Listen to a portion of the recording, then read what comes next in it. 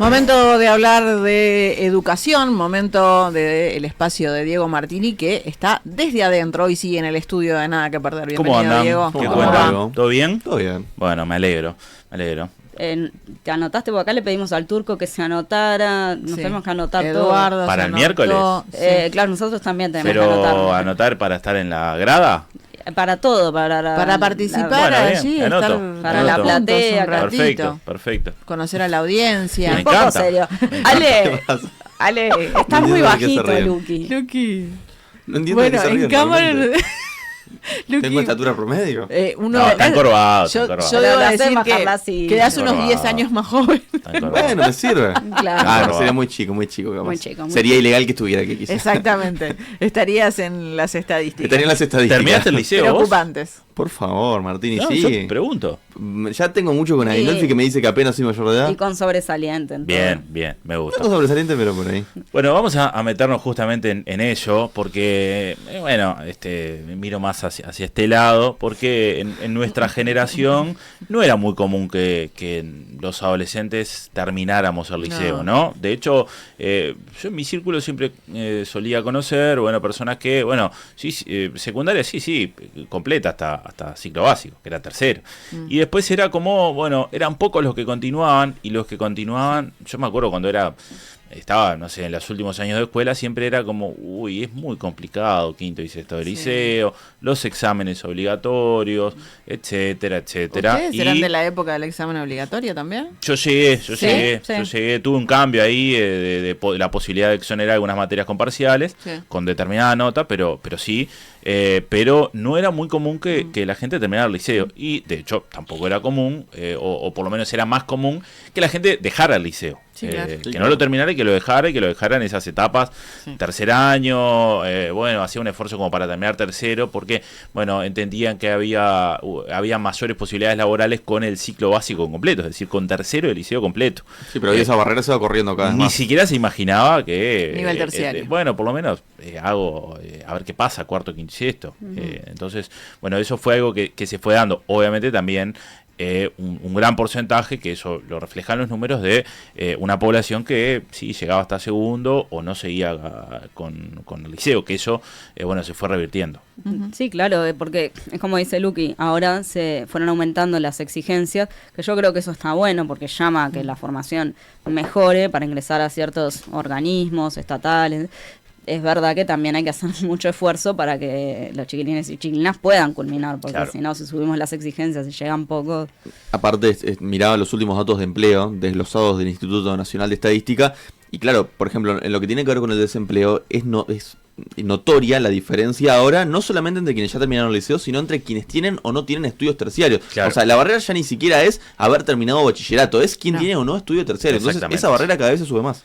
Sí, para acceder a puestos de trabajo que estén medianamente bien remunerados, tenés que tener o estar cursando un título terciario o tener aprobado por lo menos un par de años del terciario, si no es muy difícil. Las exigencias cada vez son más. El bachillerato es como la básica, como para arrancar en el mercado laboral. Exactamente. Bueno, y vamos a meternos de esto porque se presentó justamente el monitor educativo correspondiente al año 2024, pero lo presentaron las nuevas autoridades de la educación, correspondiente obviamente al último año del periodo de gobierno anterior, que todos recordemos que estuvo marcado por una fuerte crítica por parte del anterior oficialismo, principalmente del Partido Colorado, quien estaba adelante de los ámbitos de educación, con Robert Silva a la cabeza, de que la educación estaba por el piso, de que teníamos enormes problemas y que había que transformar la educación, y para eso llevaron adelante una reforma educativa sobre los últimos años, que justamente hasta incluso tuvo algunos cambios, como se elimina la repetición, y en realidad básicamente el argumento de eliminar la repetición era mejorar las estadísticas, sin ningún cambio estructural más. Entonces las nuevas autoridades ahora presentaron, y básicamente, y ahora vamos a desglosar un poco los números, lo que dicen es que ha aumentado, y es algo con lo que no se ha podido combatir, por lo menos en los últimos años, las inasistencias y la deserción principalmente en esa etapa de los últimos años del secundario. Pero hace varios años, en uno de los últimos periodos del Frente Amplio, en el de Mujica, bueno, se empezó a trabajar en estos temas. Recordemos aquel educación de Mujica, para poder empezar a acercar a los jóvenes y a recordarles, bueno, la importancia de ir a los centros educativos. Y en ese caso, Mujica tuvo un encuentro con estudiantes liceales, quienes le hicieron algunas propuestas, y esto les decía el expresidente Mujica. Y queríamos conversar con ustedes, o mejor dicho, que ustedes hablaran, que ustedes digan lo que piensan, lo más medular que puedan, ahorrando palabras, pero poniendo conceptos, y para que algunas de las autoridades de la enseñanza que están aquí presentes se las banquen, los escuchen. Porque nosotros encontramos que en la serie de encuentros que han tenido, han planteado una serie de iniciativas que son algunas muy interesantes. Y como tal son materia prima para trabajar en una enseñanza que todos queremos tratar de mejorarla. Y que como tal todo el esfuerzo es para ustedes y con ustedes. El objetivo, bueno, ahí parte de las argumentaciones que les daba Mujica tras haber recibido algunas críticas al sistema por parte de estudiantes, críticas que obviamente ya todos conocemos cuáles eran las críticas al sistema, el tipo de evaluaciones que nos hacían, el tipo de cosas que nos enseñaban.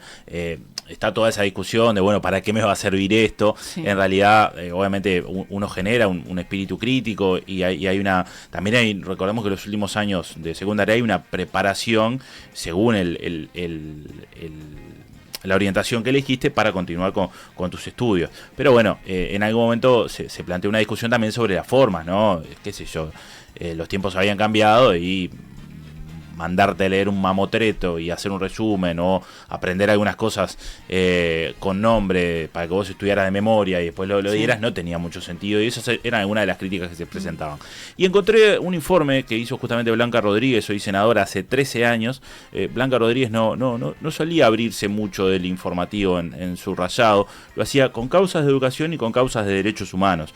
Y en este caso había una enorme preocupación justamente porque había solamente un tercio que terminaba el bachillerato y eso se redujo, pero en ese momento habló con algunos estudiantes que dejaban el liceo y esto le decía. Tenemos que 1 de cada 3 no termina el ciclo básico y 2 de cada 3 no termina el bachillerato. Y esos adolescentes que abandonan tienen pocas posibilidades también por esa razón de ingresar al mundo del trabajo. Ni trabajo ni estudio, pero acá me están ayudando bastante igual. Primer año de liceo no me fue tan bien, porque al haber más grandes que yo dentro de una clase me sentía como muy chica, y no solo eso, que no sé, me judiaban, entonces lo dejé. La mayor proporción de jóvenes que no concurre a ningún establecimiento educativo y tampoco trabaja actualmente se da entre los 17 y los 21 años. Allí tenemos que el porcentaje de jóvenes que no estudian y trabajan en esa edad llega al 23%. Ya hace unos años CEPAL había pronosticado que las próximas generaciones iban a requerir al menos 10 años de escolarización para evitar caer en situación de pobreza o tener una baja probabilidad en el futuro cuando se insertan en el mercado laboral de caer en situación de pobreza. Lo cierto es que Uruguay desde hace muchas décadas no logra, de hecho nunca lo logró, y no ha logrado avanzar significativamente en las últimas décadas, no logra que la totalidad de los adolescentes culmine la educación media básica, eso que, como tú bien decías, hace más de 40 años forma parte de nuestro marco jurídico, ¿no? Ahí escuchábamos este informe a algunos de los estudiantes, porque esto le demostró al Estado uruguayo y las autoridades en ese momento que se le estaban escapando un montón de adolescentes que estaban desmotivados. Bueno, ahí escuchábamos algunos, bueno, me jugaban en el liceo, me sentía más chico, etcétera, y se empezó a trabajar en esto, a revincularlos para que volvieran al liceo. Y esto fue parte de una estrategia de un trabajo que se fue logrando. Primeramente, ese fue el primer objetivo, bueno, que no se vayan del liceo, que estén acá, buscar contenerlos. Recordemos que esto, además de ser una etapa educativa, es una etapa social, donde nos vinculamos, donde tenemos otro tipo de instancias en el centro educativo, cuando estamos con nuestros amigos, con la familia, y es una más. Entonces, bueno, las autoridades de la educación del Frente Amplio en ese momento empezaron a trabajar en, bueno, que no se nos vayan los estudiantes, empecemos a mantenerlos acá.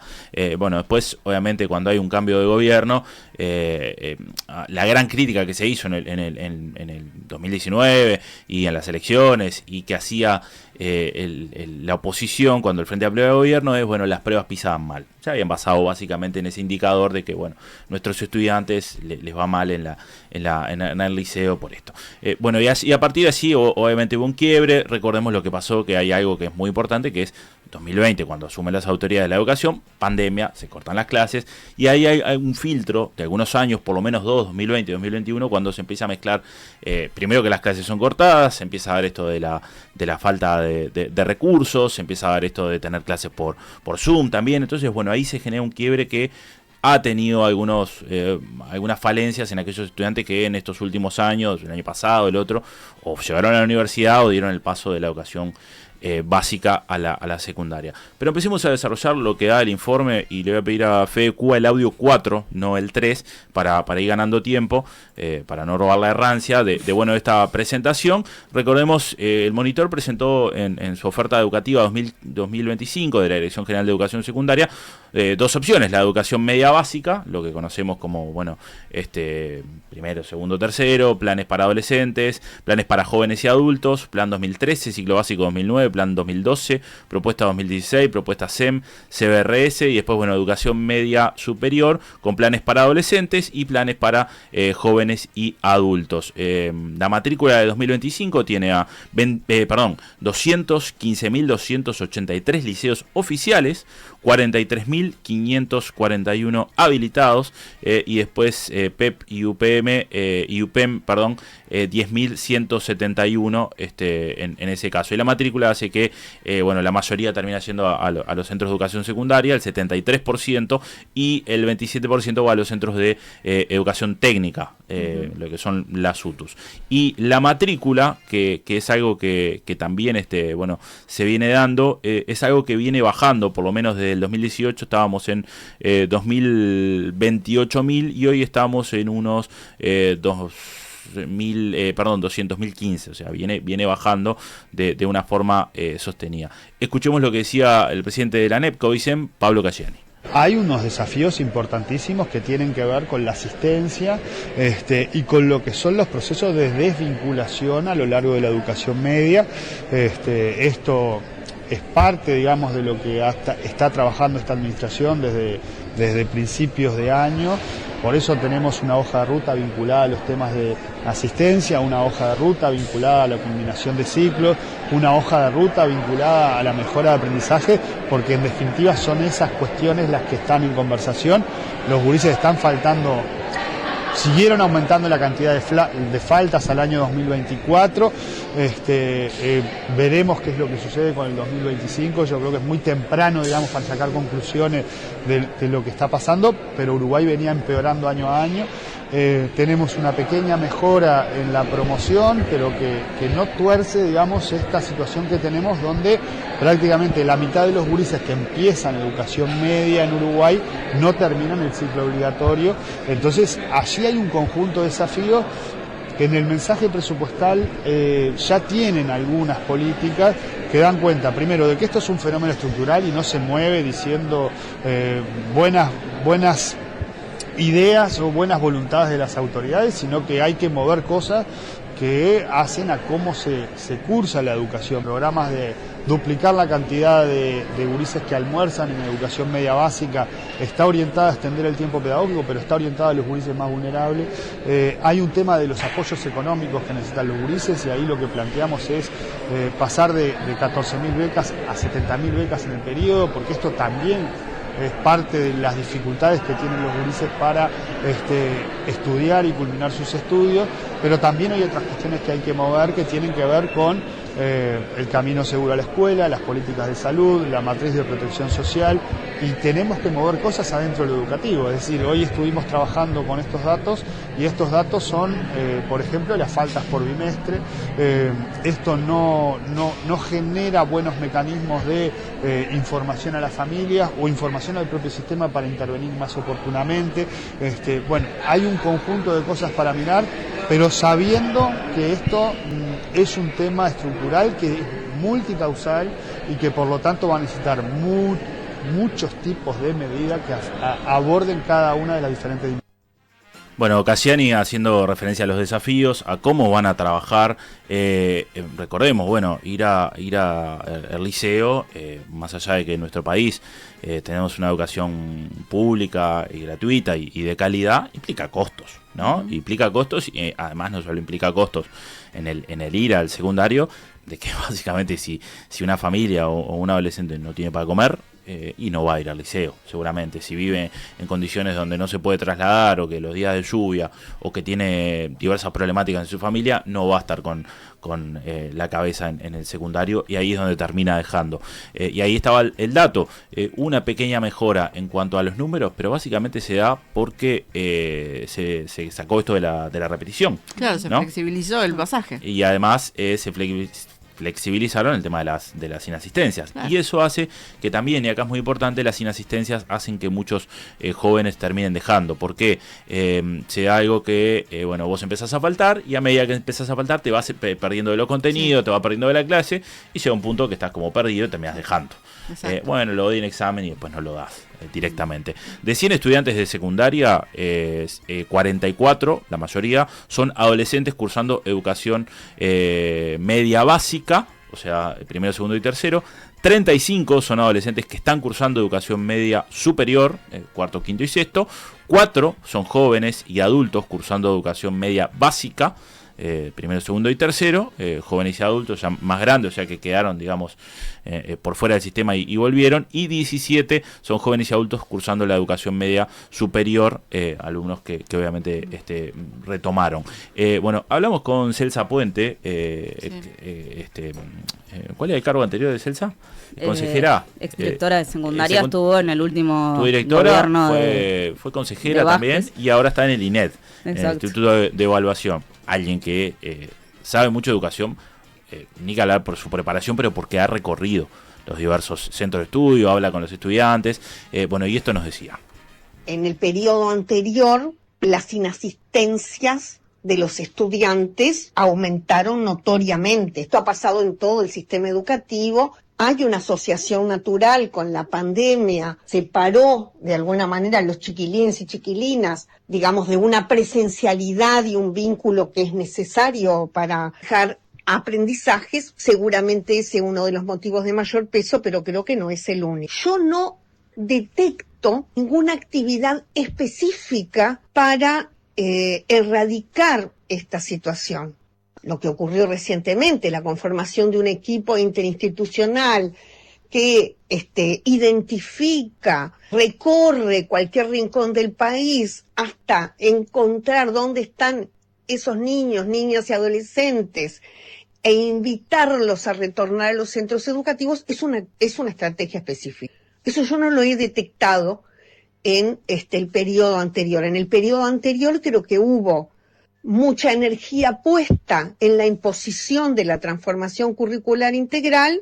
Todos los recursos estuvieron puestos allí en enseñar a los docentes a completar planillas, construir o presentar figuras como las de los mentores para asegurarse que se estaba cumpliendo rigurosamente con lo que el Codicen quería que se hiciera, pero no se atendió la problemática de una buena porción de la población que, no asistía a los centros educativos. Lo que sí se hizo, flexibilizar al máximo la requisitoria del total de inasistencias. Entonces, se flexibilizó tanto que los profesores comentan que hubo estudiantes que prácticamente no asistieron e iban a esos periodos reparatorios de fin de año y lograban igualmente ser considerados como estudiantes en proceso, ser inscriptos en el año siguiente. La educación es un vínculo intergeneracional que exige ese intercambio entre el adulto y el joven, o los niños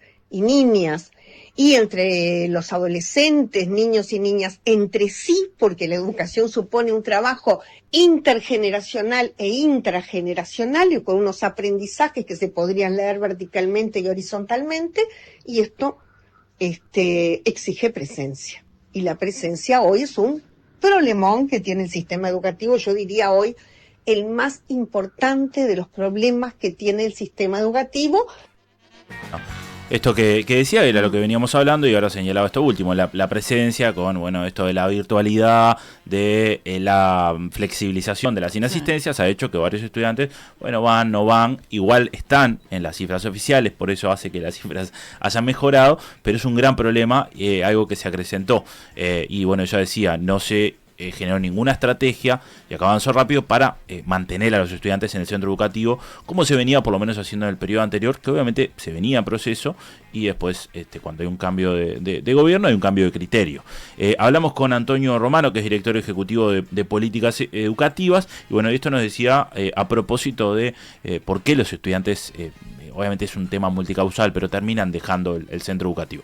El primero, que se ha trabajado ya bastante, que está vinculado con la cantidad de egresos de educación media superior, y también, no tanto, pero comparativamente también los egresos de lo que sería la educación media básica. Sin embargo, digamos, el indicador en este sentido más significativo por el cual estamos ubicados en los últimos lugares de la tabla en PISA es precisamente por los egresos de media superior. Ahora bien, se puede complementar, y últimamente tenemos estudios de trayectoria, que es lo que incluyó también el monitor, que permite identificar qué es lo que ocurre con los estudiantes durante su tránsito por el sistema educativo. ¿Qué es lo que pudimos ver? Si bien en educación secundaria egresa el 60%, digamos, de los estudiantes, actualmente es un dato que tenemos que mejora el indicador general que tenemos de egreso de educación media superior, al mismo tiempo también se produce que tenemos que los estudiantes que ingresan en la edad teórica que corresponde, a los 6 años, cuando estudiamos quienes están en el último, en tercero de educación media superior, o sexto de liceo, como se planteaba antes, o de UTU, lo que tenemos es que solamente por en torno del 30% llega a ese nivel con la edad que corresponde. La edad, si nosotros nos comparamos tanto con ese indicador como el de egresos, por ejemplo, con otros países como puede ser Chile, Chile tiene porcentaje en términos de niveles de aprendizaje muy similares a los que tiene Uruguay. Comparativamente, a los 15 años nuestros estudiantes saben más o menos lo que saben los estudiantes chilenos, los y las estudiantes chilenas. Sin embargo, unos finalizan y otros no. Entonces, ahí tenemos que poder percibir que tenemos un problema que es específicamente uruguayo, que tiene que ver con los egresos y particularmente con la manera que se transita a lo largo del sistema educativo y el sistema de reglas que tenemos para definir cuándo un estudiante progresa o cuándo un estudiante repite en el grado. Bueno, ahí estaba haciendo referencia justamente a esta problemática, que es aquellos que entran en la educación media superior. Bueno, todavía sigue siendo un porcentaje alto el de los que no terminan este ciclo. Escuchemos lo último de Romano. Cuando analizamos cuáles son los principales indicadores que explican justamente la desafiliación, uno de los factores fundamentales que aparece es precisamente el rezago, es decir, ahí tenemos un problema de forma de funcionamiento que tenemos que ir mejorando, que tiene que ver con dos aspectos, porque no es solamente si pasan o si no pasan, porque los estándares de repetición también tienen que ver con los criterios de evaluación que se utilizan. Y necesitamos tener una discusión, la sociedad uruguaya, más en profundidad, que tiene que ver con qué es lo que esperamos que un estudiante que egrese del ciclo de la educación obligatoria deba saber.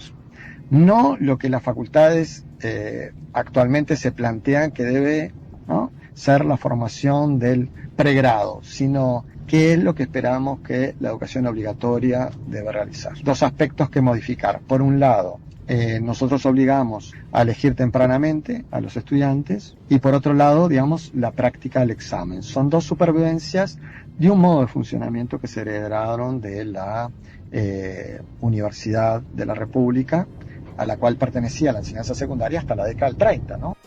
Bueno, eso yo no sabía. El método de la universidad, el examen obligatorio se termina después aplicando a secundaria y permanece hasta hoy. Y bueno, como todos sabemos, ya cuando pasamos a quinto grado, ya tenemos que haber elegido, qué queremos hacer.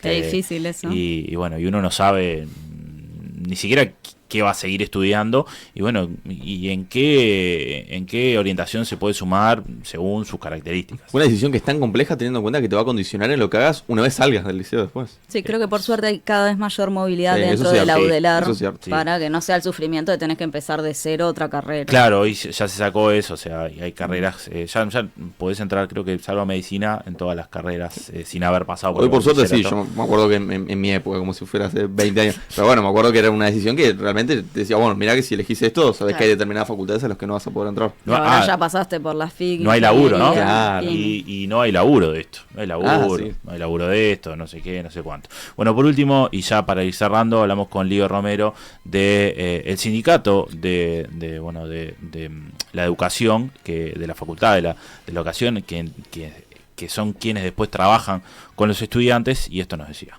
El liceo no es un lugar apreciable en torno a que genere expectativas muchas veces en estos jóvenes o en el núcleo familiar que lo rodea. Tampoco muchas veces se convierte en un lugar amigable, más allá que fundamentalmente es un lugar de socialización y de formación. Cuando salimos a buscarlos muchas veces logramos que vuelvan a ingresar, pero la institución puede expulsarlos nuevamente. Entonces, ¿cuáles son los elementos que están funcionando en las instituciones? Una respuesta podría ser, la cantidad de materias que se tienen, los programas y sus contenidos. Y acá hay que reflexionar a veces, ¿no? Que parte de la discusión que los sindicatos de la enseñanza tuvimos con la transformación educativa tenía que ver justamente con un enfoque competencial que no le daba herramientas de cultura general a nuestros estudiantes. Hoy tenemos salones superpoblados que impiden el trabajo personalizado sobre los estudiantes. Hoy por hoy no deja de tener más de 300 estudiantes por semana y al cual se les sobrecarga de tareas administrativas. Pensemos la falta de equipos multidisciplinarios en los liceos que deberían ser fundamentales para atender muchos de los emergentes que los estudiantes tienen, que tendrían que ser fundamentales también para generar redes de contención. La necesidad de tener mayor cantidad de docentes adscriptos para poder tener contacto directo con nuestros estudiantes. El docente debería poder planificar sus clases con tiempo, poder planificar evaluaciones en función de los estudiantes, poder tener tiempo para estudiar, porque en esa relación pedagógica la motivación implica lograr seducir con el conocimiento, lograr seducir a ese estudiante y hacer que se entusiasme con el estudio. Bueno, ahí para cerrar, es el sindicato de formación docente, o sea, son quienes después trabajan con los estudiantes. Consideraciones finales simplemente para mencionarlas. La matrícula de 2025 de secundaria registra una baja respecto al año anterior, que se explica básicamente por la matrícula de educación media básica de jóvenes y adultos. Se destaca que la matrícula de educación media superior para jóvenes y adultos tiene un incremento. Aquellos que volvieron al sistema, más del 50% de los estudiantes de EBI, de la educación básica integral, asiste total o parcialmente más del 90% todos los días. La promoción de la educación básica integral se mantiene estable, cercana al 90%. De los 6 grados de educación secundaria, el primero de educación media superior es el que registra el menor porcentaje de promoción, aunque se observa un aumento respecto a años anteriores, y el porcentaje de egreso de los estudiantes de tercero de educación media superior aumenta a 4 puntos porcentuales respecto a 2023, y esto también se da por las flexibilizaciones que hay. Pero bueno, el gran problema es aquellos estudiantes que no terminan el liceo y aquellos estudiantes que y se viene dando el aumento de inasistencias, lo que hace que después los estudiantes terminen dejando el liceo. Este tema tiene un montón de aristas, un montón de formas de verlo, así que la retomamos en cualquier momento. Sí.